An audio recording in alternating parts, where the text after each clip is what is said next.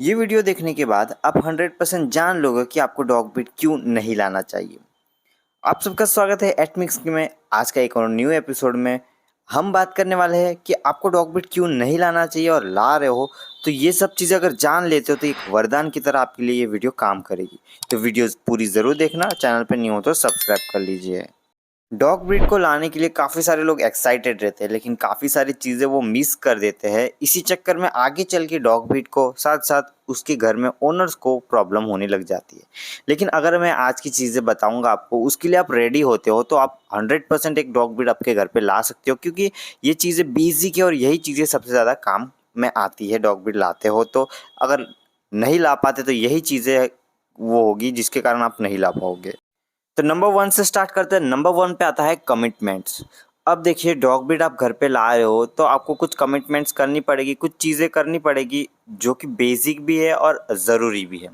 जैसे dog breed को बाहर घुमाना, उनकी ग्रूमिंग करना, उनका रेगुलर हेल्थ चेकअप करना, वैसे ही उनको रेगुलरली खाना देना, उनके साथ टाइम स्पेंड करना, और दो सबसे इंपॉर्टेंट चीज़ें ट्रेनिंग और सोशलाइज कराना।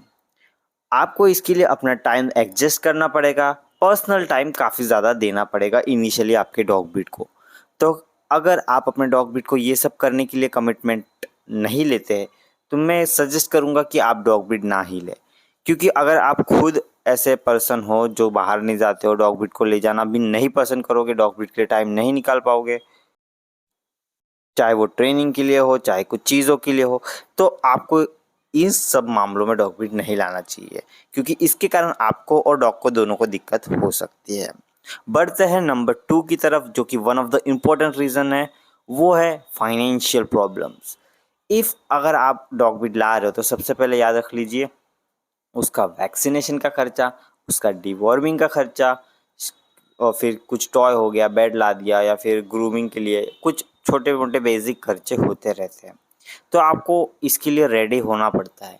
तो क्या आप अपने आप से पूछिए, क्या मैं अभी डॉग ब्रीड लाऊंगा तो मैं ये खर्चे कर पाऊंगा, उसका डॉग फूड हर महीने ला पाऊंगा?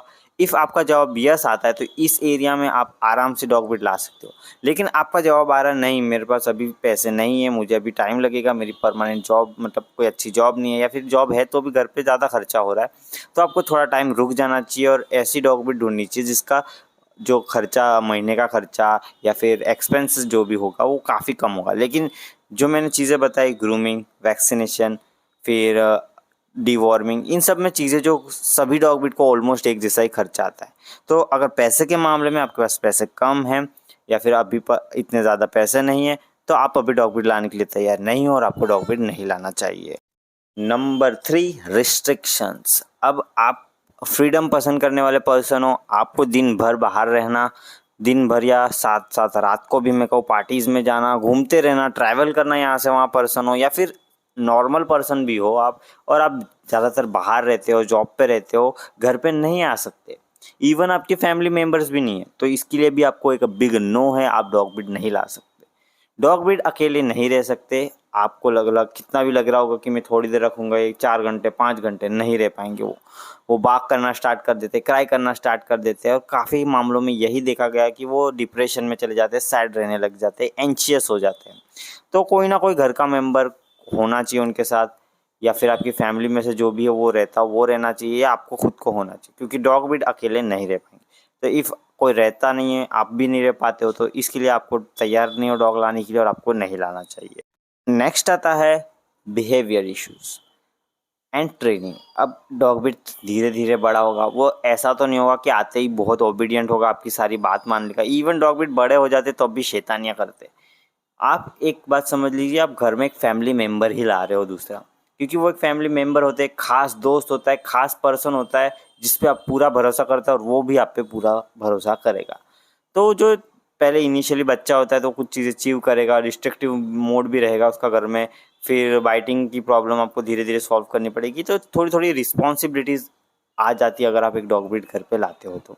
एक फैमिली मेम्बर की रिस्पॉन्सिबिलिटी, एक डॉग ब्रीड, एक दोस्त की रिस्पॉन्सिबिलिटी, तो ये डॉग ब्रीड को संभालना एक बेबी की तरह ही है। तो इनिशियली आपको थोड़े प्रॉब्लम्स हो सकते हैं उनकी ट्रेनिंग कराने में, सोशलाइज कराने में। घर पे जो है बच्चा होगा तो पोटी करेगा, टॉयलेट करेगा, तो ये तो चीज़ें इनिशियली होगी। लेकिन जैसे बड़ा हो जाएगा, अगर आप सिखा देते हो टाइम के साथ ही जैसे चल रहा है शेड्यूल के हिसाब से, तो आपको ये सारी दिक्कतें आगे नहीं आएगी, इनिशियली आएगी।